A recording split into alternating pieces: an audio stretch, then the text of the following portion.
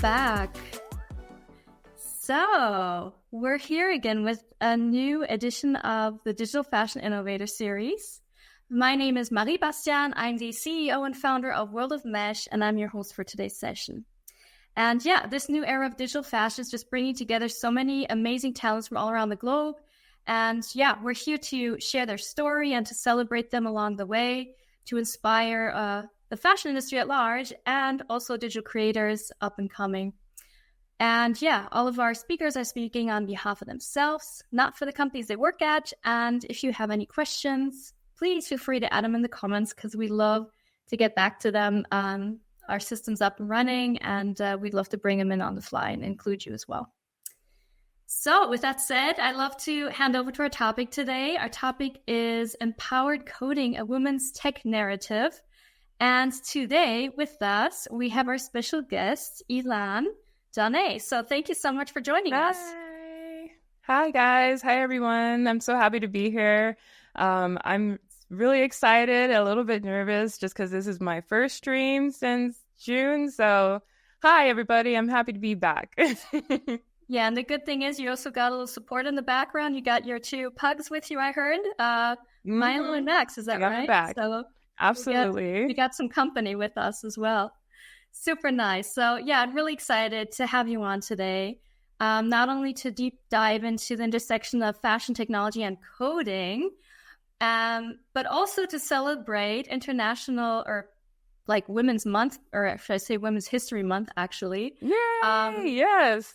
This is the perfect topic, and you are the perfect guest for this session. And it's not only that you've been such a great force on different platforms. I've been following you for a while. All the work you're going to tell us about a little bit more when it comes, but also,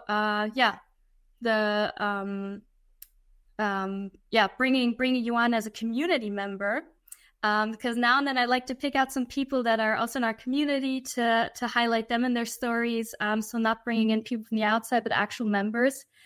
Because you have shared a really nice story with me on how you actually got onto this platform. And yeah, but before we get to that, maybe we can just start with an introduction of yourself and how, you got into coding and digital fashion and a little bit about your journey. That would be great. Yeah, thank you so much. It's so funny to even get that question again, because I feel like my story is always evolving and always changing and growing. But basically when I first started coding, it was mid-pandemic, and for that to be such, everyone knows how the pandemic was and it was tough, but coding was the thing that really did keep me interested. It kept me focused, and it gave me something to do while being locked down in a house. So that's one thing I do appreciate. It was a skill that I was learning because I wanted to be in the tech industry. I did not have that background history in tech. It was more so kind of like an impulsive decision, and it was a decision that I really thought would be beneficial to get involved in, because I think when I first before I started learning how to code, I thought that there was a certain look or a certain personality type that would be in the tech industry, and maybe realize okay, but why not me? And I had to question that and say why, I'm just as capable. And I think that's one thing that made me very interested. And okay, let's take this seriously, especially this is a fun new journey, and lockdown was not fun, but moving forward, oh my goodness, it's such a long story. Yeah. It's been almost 4 years now, I think. Yeah. And time flies also, right? Time flies, and there's so many things to learn about, but fast forward, the more I started coding, the more I realized how community was so important. And so I would reach out to community, and I also realized I wanted to learn in public, and I wanted to invite people within the community to learn in public as well. And that's why I started making my personal brand, Elahn Danee Codes, and my YouTube channel. And so I would host a web series or a YouTube series called Danee Book Study with my co-host Gabriel Emmanuel, who lives all the way in Nigeria. So it was like I was like global project finding, yes, a global project. I was finding people who did not live like anywhere near me. And it was so amazing because like, if you think about the time, like everyone was basically at home.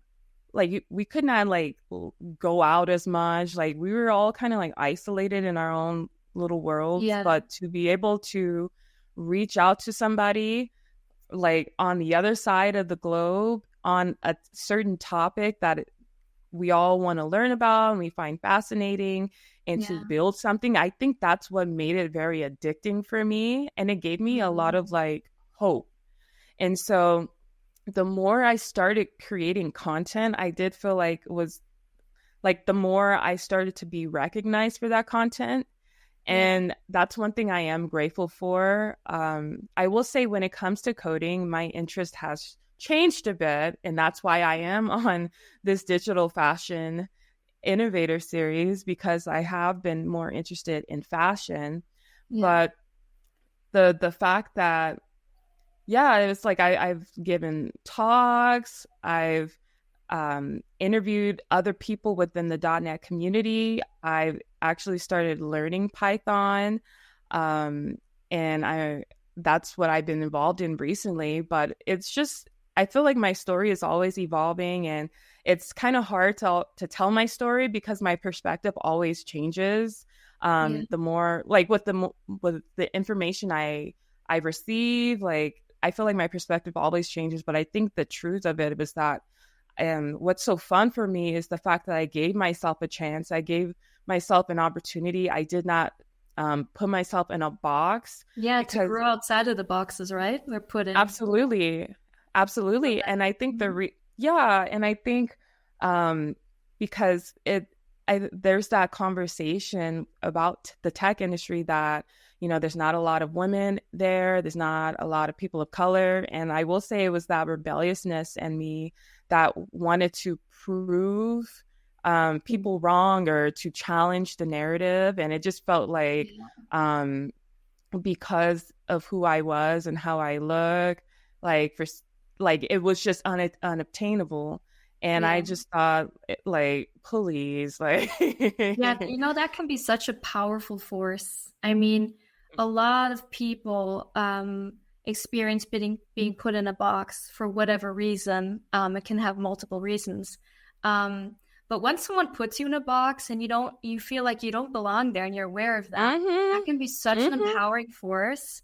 It can unleash a drive that you need to pursue certain goals, because when times get hard, that's what you lean back into, right? That drive or that core belief or that reason why you're doing something.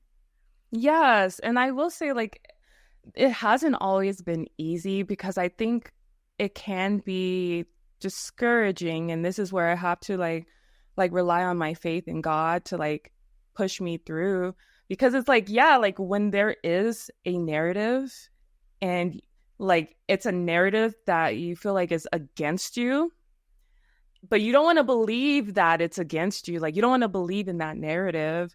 So it's in, like, say if you do go to a conference and you don't see that many women there, it is discouraging. And you do feel defeated, and you do question, like, do I belong here? Do I really belong here? Is this all worth it?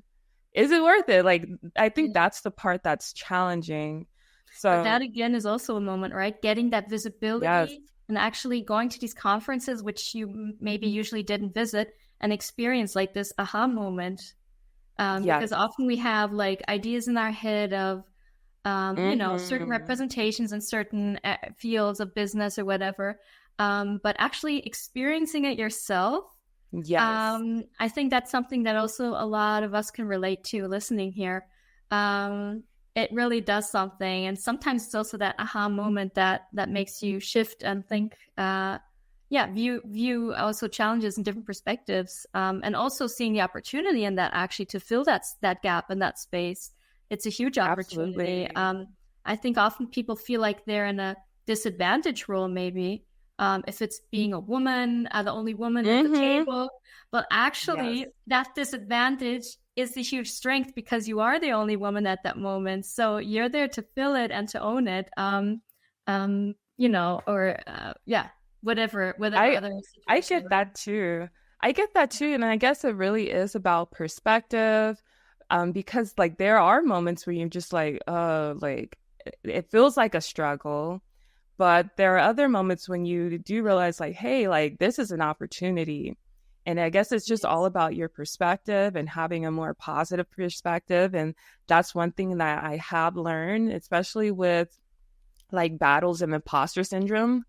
And this is something that I did talk about at the beginning of my journey. It was like really like once you walk into a room, it's almost like you question yourself, like, dang, how did I get in here? Because I will say like my first conference that I actually physically like I spoke at, it felt like I broke in, like I wasn't supposed to be there. And it was almost like, I guess maybe I didn't give myself credit. I don't know. But it was almost like, dang, because I still haven't had a job in tech. This is more so something that I'm passionate about, and it's something that I love to do.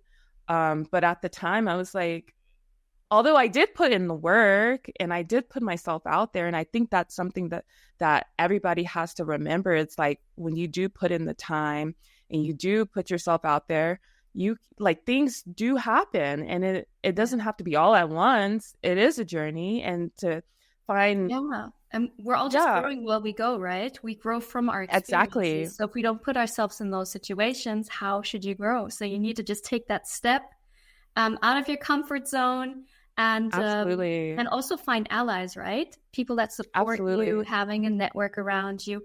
Women, men, I mean, we're talking about the topic because it's Women's History Month. I have so many men in my life that have been supporting me massively, and it's equally, right? You need a village around you as support. You can't do it on your own. And I've been very fortunate as well in my life to have both women and men around me pushing me as well. So that's really important. We absolutely need that. I think the worst thing that I'm learning, the worst thing that we can do is isolate ourselves in this journey and in this like growing and in this process of learning. I think that's the worst thing that anybody can do, because I would, like when I was first learning how to code, I would isolate myself because I felt like, I don't know why, I don't know where these thoughts came from, but it was almost like I felt like I was unworthy of joining the conversation. Like I had not learned enough yet, that I was not qualified to even speak to people about the topic at hand. And so you felt like you had to have all the knowledge to be able to actually join the conversation instead of learning while you're on the journey, like everyone is. Absolutely. And it sent me down a path where I was just consuming information, trying to research, trying to build projects by myself,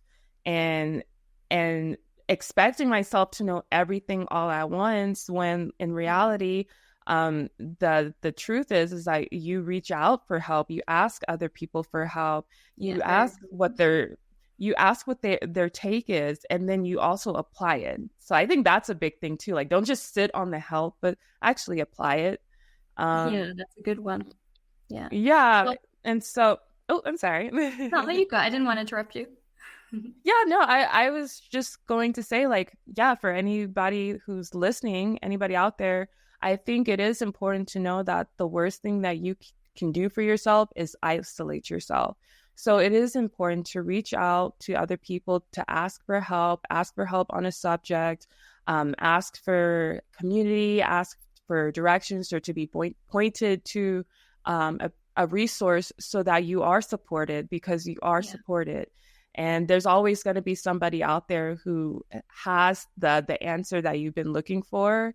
So, and they'll be happy to help you as well. People forget that. You feel like you're might be asking their time, but there's so many people that are more than happy to support and help. So that's a really good point. Absolutely. Absolutely. So can I take you back to the beginning? Because I would love to hear from you. So this session, you're not only a community member I'm bringing on, but you're somebody who joined into the self-taught coding business for, learning it on your own and with the community. I would love to also use this innovator series to give either people who want to join or start coding themselves a perspective on how they can get started, but also maybe team leads that want to bring in new talents or new team members, especially maybe also because you're a woman, speaking from a woman's point of view, how those first steps into coding were for you. What surprised you? What challenged you? Is there anything you would have wished to know before you get started? Yeah, okay. So I hope I'm answering your question, and please let me know if I am kind of straying. But okay, so how I got you. Don't worry.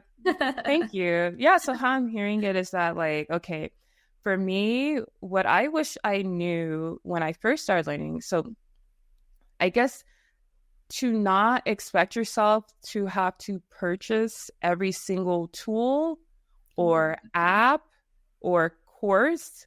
I think it's very important. Like, I think it's easy to feel like you have to grab at everything when you're learning something new. Offers. Yes. And then you may come across people on YouTube, and I've kind of talked about this before, is what discouraged me in my journey when it came to learning how to code was consuming too much content on the topic, because you will come across contradicting information and it will only confuse you. It's very important, especially when it comes to opinions. People will have opinions like, is such and such dead? Like, is this obsolete? And it makes you feel like it's not worth even learning. Do not fall for that trap. Don't fall for it. Keep it simple. Right. Like, that's literally what I'm still learning it. I'm still learning it because it's almost like you feel like you have to buy everything. You have to pay somebody like a whole bunch of money. And of course, pay people like what they're worth, and like if you're to pay somebody. But don't feel like you need to buy everything just to learn something. It's very tricky. It's very tricky, but I think we live in a time where there's a lot of coaches out there and experts. We had the metaverse phase where everyone was like a metaverse expert and telling everyone how to get on board. And when Gen AI came out, like, they transformed into the Gen AI experts and Gen AI coaches, and now they're transforming maybe back again. We don't know. But yeah, I totally get it. There's a lot of people out there offering their services, and a lot of them are very much worth their money, but really do your research on who you're investing in and where, because maybe resources are for free, right? Absolutely. And I'm going to be honest, even I try to become a coach and I realized this is not for me. This is not fun. I think like that's just my personality type. Is like I like to do things for fun, for enjoyment. That's what I've realized about myself. And even that being a part of my journey, like understanding that it is okay to do things just because they're fun. I try to become a coach and it killed any creative energy spirit in me. But that's me. Like, that's understanding like who I am and how I am. But I think it's so go for it. I was just gonna say, like, I think it is even like, obviously if you have a skill, there's no reason not to capitalize on that skill, of course. But I do feel like if you want to learn something for the sake of learning something and that being your piece and your own personal enjoyment, keep it that as well. Like, I think sometimes when we do learn a skill, we just think about how we're going to capitalize off of it, and we don't have to do that. Like, I think that's one of my To be a good mistakes balance, right? yeah, I think that's one of my mistakes, that, and my perspective may change, but I Yeah. feel like that is one of my mistakes in my journey, was feeling like I needed to capitalize on this skill, like because I see other people capitalizing on the skill. Yeah. But for me, I just love this just for love. Like it's fun for me. Like I love talking to Yeah. people. I love learning something new, and Yeah. that's why I do feel like I kind of strayed a little bit from coding, but that we can talk about that later. I Yeah. know you had another question. No, but I totally I can relate to you. Like that's what I love about this innovative series because yes, I have a history, a long proven one on digital fashion. But every time I'm on these sessions, I'm bringing on people and I'm learning so much from all of you. And I'm so happy. It's not only that I get to learn, I get to share with everyone. So this is like for me my passion project. Also because Yeah. I love connecting with people. But anyway. I would love to get back to your point that you mentioned that fun is such an important factor for you. So that seems to be one thing that yeah, you were trying to preserve and keep into your workflow. Is there Mm-hmm. anything that any advice you or any things that you experienced that brought the fun into coding? Because yeah, coding is not just writing down lines of codes. It's art. It's beautiful. If somebody has a beautiful architecture Mm-hmm. behind a system, experiencing that and having seamless products or results coming out is beautiful as well. But are there any other facts that you or experiences that you had that brought fun into the process that you actually went through? Yes. Maybe also your Okay. community aspect there. Yeah, going back, I will say, like I said before, keep it simple. When you keep things simple, like let's be real, simple is simple. And I think we all like simple. And once we start complicating things, that's Yeah. when we kind of like take the fun out of it. So, like I think that is where when I was just working on coding exercises in the evening, like almost like before bed, that was fun for me. And I would listen to lo-fi music, and that was fun for me because it was so peaceful. It was like playing like a little puzzle, like how people play Sudoku, I think that's what it's Yeah. called. So That creating was your fun. environment. Yeah. Yes, making an environment, adding beautiful music, making it an experience, maybe getting a cup of tea or something, like making it the environment fun, to make it peaceful and to match like, hey, I'm about to learn something new, or I'm about to challenge my mind. That was really fun for me. Having your Once I pug, started, Lionel and Max there. yes, Adding yes, to the like atmosphere. having my puppies near me, and Yeah. it just made me feel so safe. And sometimes I would code outside in the evening, like stuff like Love that. that. Mm. Yeah, but I think the problem was, and this is just me being honest, I think the problem was is like I started looking at other people's journeys, and I started preparing myself. And then I also started um, getting focusing my mind too much on money, and Mm. it made me feel like I had to push even harder. I had to do more. How can I outshine other candidates for jobs? Or how can I start this business? How can I Mm. stand out? Blah, blah, blah. How can I pump up my social media? And it's so soul crushing because Yeah. it's about how can I meet other people's expectations of me so I can get money? Ooh, So that's I good too. can, yes, and that is a trap. Don't fall for that. It is a trap. Okay, It note is the a second trap. trap.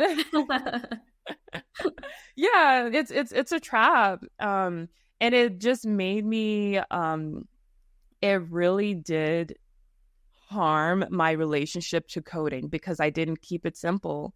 And then the problem that I did run into was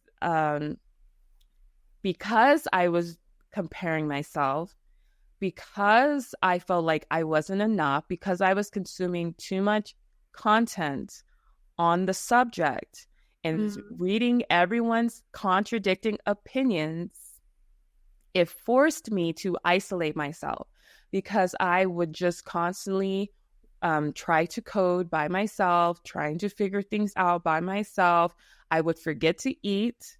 I would forget to drink water because I could not leave my laptop until I fixed this project. And the thing about that I realized that it was a trap was I would find out that, it's because the software, it's not even about me. It's not about my skills. It's the software itself needs to be updated, or there's a bug in the software itself. I hate it when that happens, right? You're trying to figure something out, you think it's you, and then you find in some forum, it's just a bug. We all have that problem, and you're like, we all have that problem, and you've been starving yourself of food and thirst and human interaction because you feel like something's wrong with yourself, and you feel like you need to figure things out by yourself so that you can be provided for by making money, and it's a trap. Don't fall for it. Yeah, that's what I learned. So basically, I love summarizing in between always. So if you're like either someone who wants to learn the coding skills themselves, or if you're like a team leading and bringing in new people, what I'm hearing from you is, number one, make sure you don't overwhelm them from the beginning, because they might have insecurities, or they might not come forward with saying, this is maybe a little too much for me. Start with small portions. Make sure you bring the fun into the process as well, and allow them to create in their environment. Let them have their space where they feel most comfortable to really dive into the topic. And make sure and keep in mind that, people, actually, I mentioned the first one, but it's a separate one. People have their insecurities. I think, giving like a confidence boost every now and then, giving feedback on what they're doing really well. That's a really important point as well, because those are 3 points that would have probably also helped you at that point, right? If someone would have reached out and said, you're doing a really amazing job. Don't worry about these people that have been in the tech industry for 20 years, focusing maybe on the very specific task only, because that's also a question, right? Are you in any job, are you very focused on something very specific? Then you can go very much into detail on it. Or are you more somebody who has a more holistic view on a field, that you're a little bit of an all-rounder, and then you don't need to go into detail on everything, right? It's like finding your space that resonates with you and what you're really good at and that you're having fun with is probably really important, right? I agree. It's very important. Like certain things, like you have to cultivate and you have to nurture. If it involves your creative spirit, you have to cultivate that, and you have to nurture it, and you have to treat it like a garden. Yes, you have to treat it like a garden, because once that goes like that, I feel like that is a part of the joy of living. And once you like mess in that, that's when you feel distraught, because I would wonder, like, why don't I want to code? Like, I used to love it, like, and it would make me sad. But I did realize it's because I didn't keep it simple. Yeah. I thought that I would compare myself too much. And I think it is important to recognize, even if you are working in a team, to recognize and to ask yourself, what am I serving? What am I serving in this work? Like, what's your role? Am I serving? Yes. Like, is it because I just want money, or is it because this is for love? Like, what am I serving? And that's one thing that made me realize, like, okay, I'm not a coach.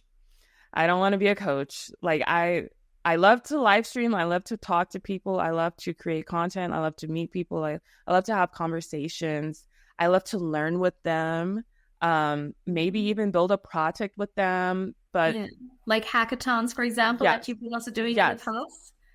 Yes, that revived it for me. That was so fun. It was so fun for me. So tell me about your first hackathon experience, actually going into let's say you dove into the world of coding, you learned your first skills, you started stepping out of isolation and to engage with communities, and you came to your first hackathon. Tell me about that experience. What did you expect it to be? How did it surprise you? What were I'd love to hear more about that. Okay, so for me, I started learning how to code August of 2020. I did not do a hackathon until October 2023. So that was over 3 years in. And I think even that, it kind of like, as much as I was experienced with coding, I was still intimidated. And I kind of felt like I avoided hackathons a little bit because, I didn't know what to expect. I didn't know if I would be good at it. I did not know if I was qualified or if it would be too hard for me. And the good thing is like, I did the hackathon for Women Who Code. And that was my introduction to the organization itself. Like, I've always heard about Women Who Code, and I always thought like, oh my gosh, you're so cute. Like, not cute. I don't want to like diminish, but I was just like, oh, that's so special. Fun. Like, yeah, like at that point, right? Yes. But if for some reason, like I was in that period where I was isolating myself, and I didn't think that I could join Women Who Code. It was like a strange thought. I didn't think that I could join, but something told me, I was like, no, like it's time to just be involved. I thought I was done with coding, but I was like, maybe you just need to be in a space with other women who are coding. Finding the right community, because I will say, like, it does get tiring when you are the only, like, I'm grateful for the opportunity of being at a platform where I am the female presence, but it gets tiring. And to go 3+ years without like a community of women who also love to code, it felt very like it wasn't fueling. It wasn't like lifting me up.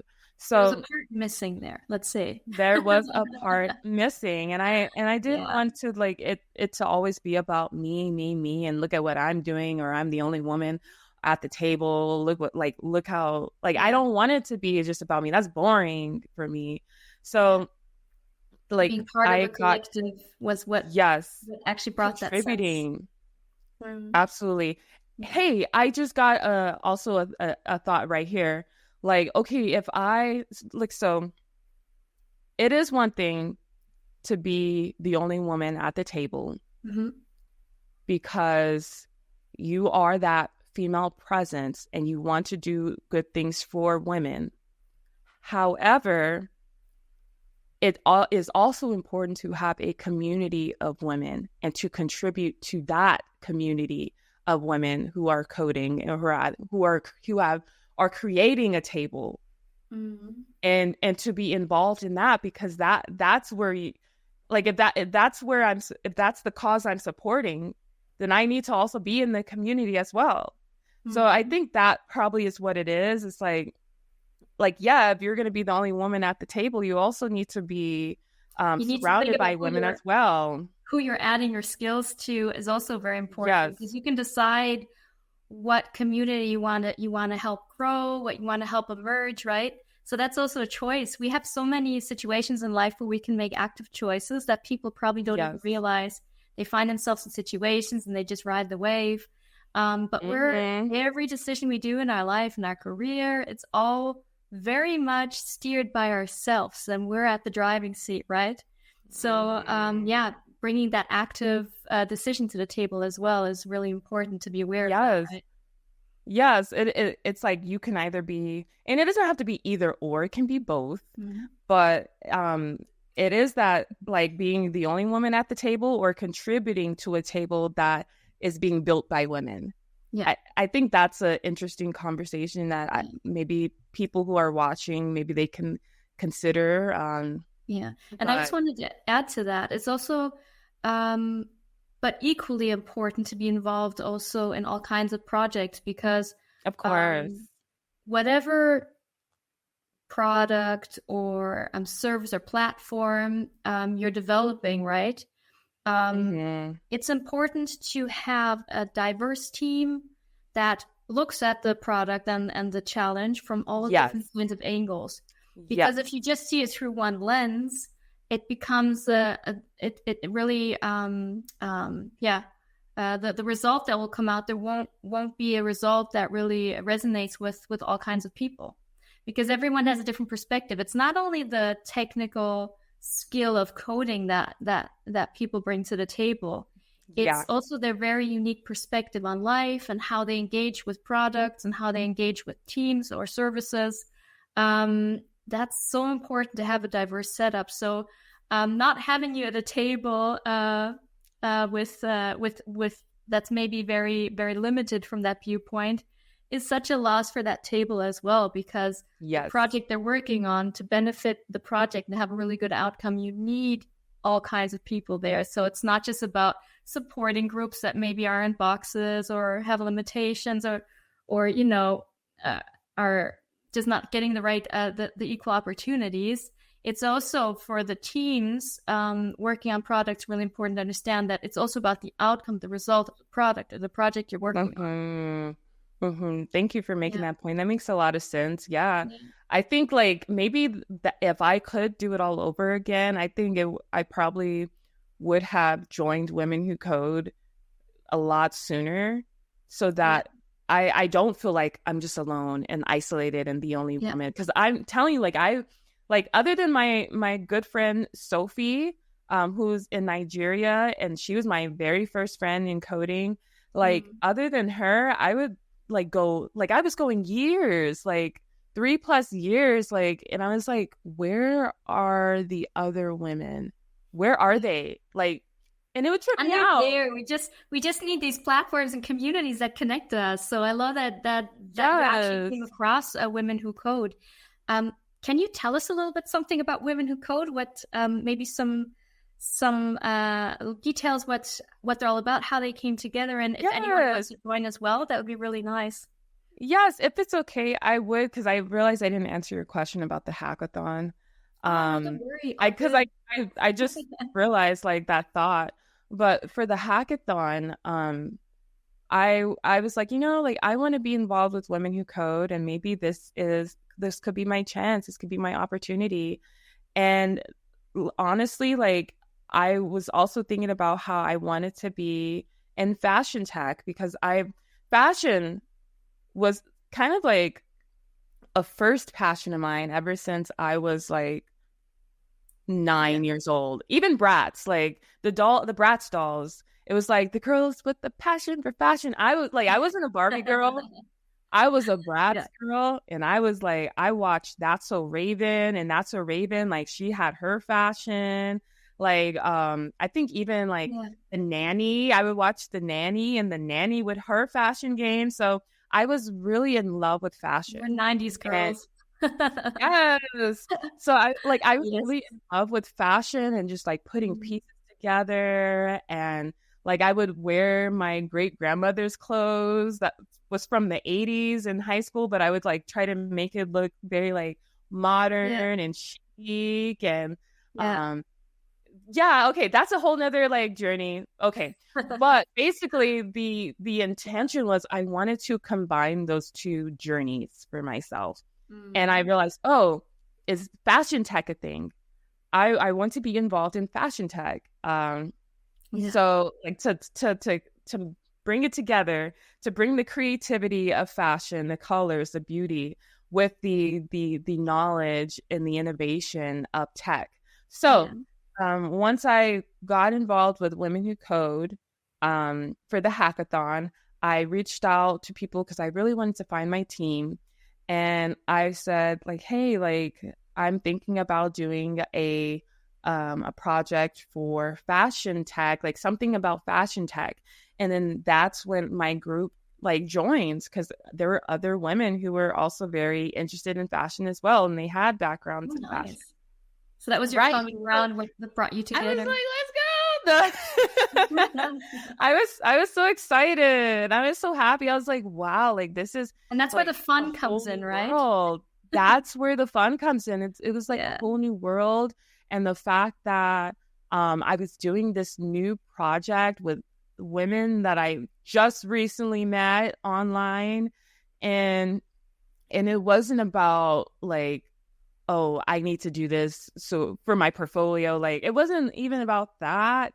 was about collaboration, and we did Maybe also not making have the connections, right? And networking. absolutely, Building other absolutely, women, finding role models, big topic as well.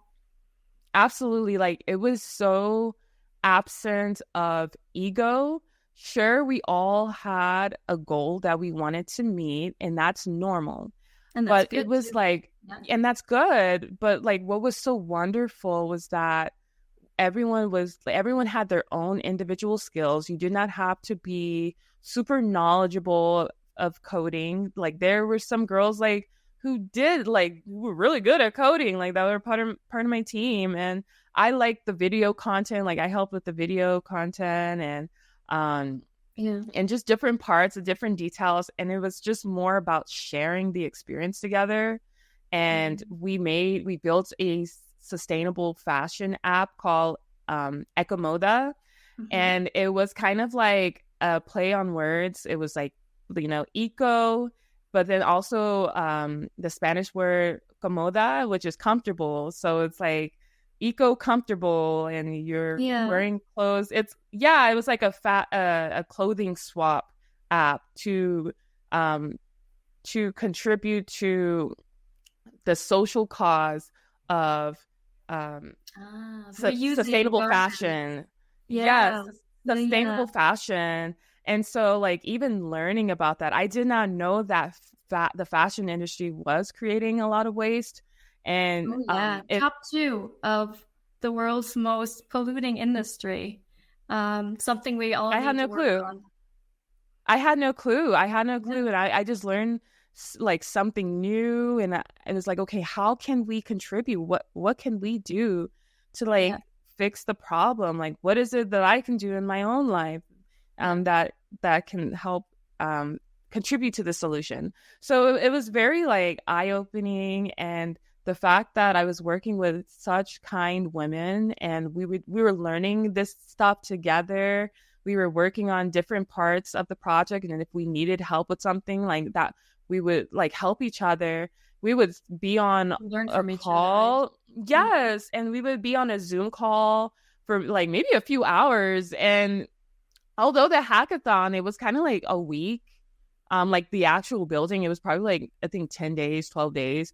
But it was like in those 12 days, we were bonding. We were having conversations. We were chatting for like hours. And it's like, it's so amazing. It's so fun.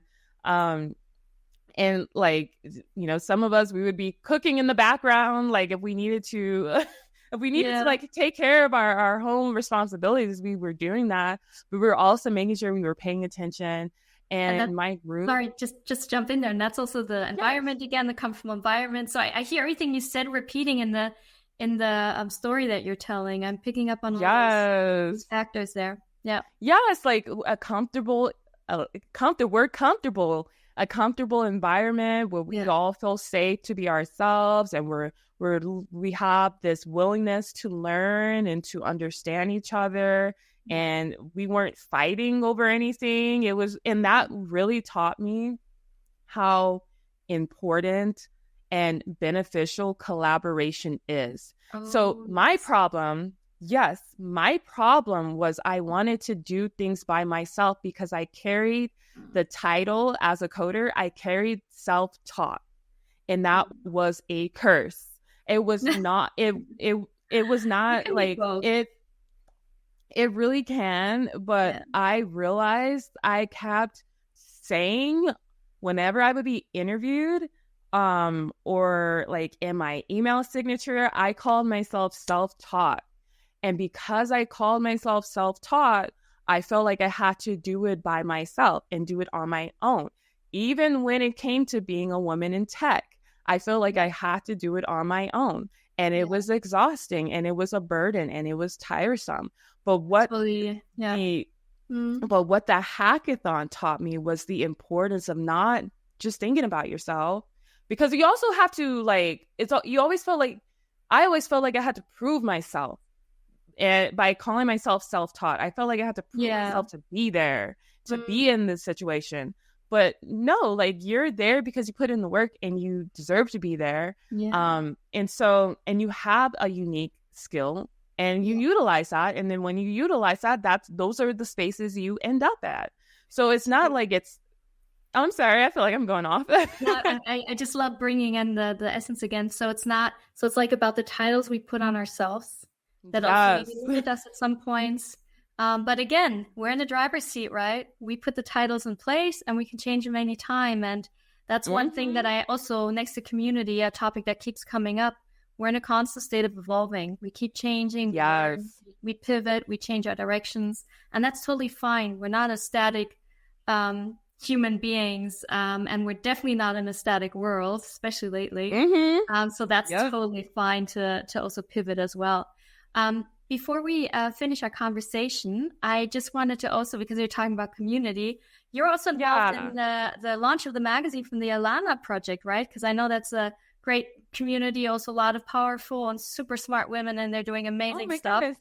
I'd love to highlight them as well. I think the story, how you actually got onto this platform and how you actually connected with the Elahn project was over the Digital Fashion Innovator Series. Is that right? Yes, in the comments, because I wanted to, like, literally watching another episode of this series, I was like, I want to be involved in fashion tech. Like, that would be so fun. And I looked at and I still do, I look at your platform as a source of like wonderful information and wonderful connections and wonderful people and a wonderful community. And that's when I was like, okay, let me be here. I need to learn. I can learn here. This is the platform where I can learn. And so I forget, I think it was with Tracy Green, right? Tracy Green. It was the gaming and fashion topic. And you just reached out to Stella Achenbach, right? And just connected with her, if I recall correctly. Yes, we were chatting in the comments. We were chatting in the comments, like throughout the episode. And I wanted to learn. I wanted to know more. And oh my goodness, it's so crazy where things take you. Because like me and Stella, I love Stella. Like I'm involved. I will say, like, I was not super hands-on with the Earth edition. I'm just being honest because I wasn't involved. I've been working more for the new edition. But even then, it's been such a wonderful learning experience. Being involved with the team, learning from the team at Elahn magazine. That's very much what they're about too. Learning collectively and And I feel like I don't know everything. I have interned for a fashion magazine before, but this experience, it gives me a different perspective. It gives me a more hands-on perspective. And I do want to preface this by saying, like, this is not just a fashion magazine. I like, the way I understand it, the way I like to think of it is it's a Web3 magazine, and it's something new. It is something different, and it's something so fun to learn and to be involved in. And so, even then, like this, I'm so grateful for this platform, for your platform being a way where people can connect and to learn and to contribute. And I think that's the biggest thing for me right now is just like the contributions. I think, like, going back to like being self-taught, it's more about self-focus and like, oh, look what I did, look what I can do. I like, amazing, wow. But seeing what you really bring to the table. Yes. And now I realize I know, and I don't fault myself. Everybody's on a journey. And so I know what I can bring to the table, but now it's not even about what I can bring. It's more so I want to contribute. You want to contribute, exactly. I think that's the word, contributing. Yeah. Yes. But that's Yeah, but I just loved that story because that was a starting point also of our conversation, that I heard that you got connected to the whole Elahn project team over the Digital Fashion Innovator Series. And I just want to motivate everyone out there who's joining these sessions, whether you're rewatching it, the recap, if you see any comments in the video and you just think that person's interesting, write them a message, reach out to them, because we're all just really happy to connect. And if you guys can connect together over this platform, that's exactly what this is about. So I mean, at the end of our session, I can just say that I I really appreciate all the learnings that you shared, your insight and how you experienced getting into coding, especially out of the perspective of a woman. I thought this was a great ending of Women's History Month, and I hope it brought a lot of insights to either team leads out there or people who want to join themselves. And make sure to connect with each other, reach out, and who knows what project might be around the corner or what field you might be diving into. You never know. So thank you. I'd also like to add. I'm sorry. I was going to say, thank you for having me. I'm so grateful to be here. Like I said, like this is my first live stream in almost a year, in 9 months, and so I'm so grateful that this is the reason why I'm here. And the fact that the live stream, that like the platform that sparked my interest in coding again or in fashion tech is a platform that I'm on now. Like, what a blessing. Like, that's amazing. And I also I also want to add, like I think with social media, we, in the constant scrolling, the constant consuming of information, we forget that we can actually reach out to people on social media and actually connect. Like, we're not just another username. We're not just another profile picture. And that's why I also love LinkedIn. It's because you can actually reach out to somebody and have a conversation and build something with that person and create something with that person and contribute to a project with that person. So I will say, like, that if we're ending right now, that's one thing I want to like end is like take a break from social media, but also use it to really connect with somebody and build something with that person. I love that. And you will see how beautiful that can be, because you're not in a state where you're constantly scrolling and you're isolating yourself and you're always at home in your room. Yeah. If you contribute to a project right now and make content about that project, there's no telling where you can go and what rooms you can enter. And I think that has been a very important learning journey for me, is that to create something, and don't be afraid to do it publicly. Don't be afraid to take people along on that journey, right? Yeah. Yes, take people along that journey. Don't be afraid to make mistakes. And I think what helps is just also having humility in that, because you're probably gonna mess up. Like, that's the one thing, is like, once I learned, like, ew, like, I don't want to be called self-taught anymore. I felt like, oh my gosh, how embarrassing. I've been calling myself self-taught, and I probably looked like a jerk, but I don't care. Oh, believe me, I'm happy. You're in very good company. Everyone's having these thoughts and questioning themselves. You just don't see it, but we're all in the same boat, and we're all learning and figuring things out as we go. And yeah, I love that you just highlighted again, community is everything. Reach out to each other, connect, and you'll also see that people are just all the same and just figuring it out, especially in these crazy digital days where everything's going really fast right now. So yeah, I mean, I can't agree more. Cheers to all the points you mentioned to the end. I don't have a drink with me today, but I'll do my virtual drink. Yeah, right. So yeah, a huge thank you for coming on to the session as one of our community members and sharing your perspective, your insights, and motivating everyone to get started in coding. And thank you so much.